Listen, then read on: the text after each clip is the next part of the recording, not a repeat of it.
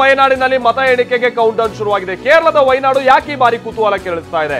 For the first time ಚುನಾವಣಾ ರಾಜಕೀಯಕ್ಕೆ ಇಳಿದಿದ್ದಾರೆ ಪ್ರಿಯಾಂಕಾ ಗಾಂಧಿ.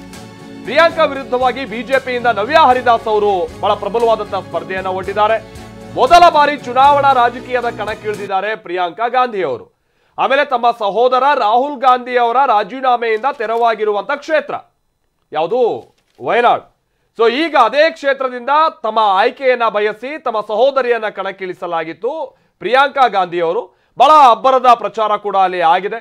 ವಯನಾಡು ತೀರಾ ಮೊನ್ನೆ ಮಾನ್ಸೂನ್ ಟೈಮ್ನಲ್ಲಿ ಆದಂತ ಟ್ರಾಜಿಡಿ ಮತ್ತೊಂದು ಈ ಕಾರಣಕ್ಕಾಗಿ ಸುದ್ದಿಯಾಗಿತ್ತು. ಬಟ್ ಅದಾದ ನಂತರದಲ್ಲಿ ಆದಂತ ಚುನಾವಣಾ ಪ್ರಕ್ರಿಯೆ, ಅದರಲ್ಲೂ ಕೂಡ ವಯನಾಡಿನ ಸಂತ್ರಸ್ತರು ಭಾಗಿಯಾದಂತ ರೀತಿ, ಇದೆಲ್ಲವೂ ಕೂಡ ದೇಶದ ಮೆಚ್ಚುಗೆಗೂ ಕೂಡ ಪಾತ್ರ ಆಗಿತ್ತು.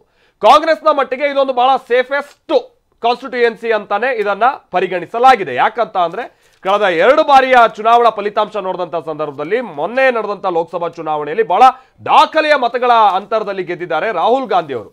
ಹೀಗಾಗಿ ಅದೇ ರೀತಿಯಾದಂತ ಮತದಾರರ ಉತ್ಸಾಹ ಕಾಂಗ್ರೆಸ್ ಕಡೆಗೆ ಇರುತ್ತೆ ಅನ್ನುವಂತ ನಿರೀಕ್ಷೆಯನ್ನ ಕಾಂಗ್ರೆಸ್ ನಾಯಕರುಗಳು ಇಟ್ಕೊಂಡಿದ್ದಾರೆ.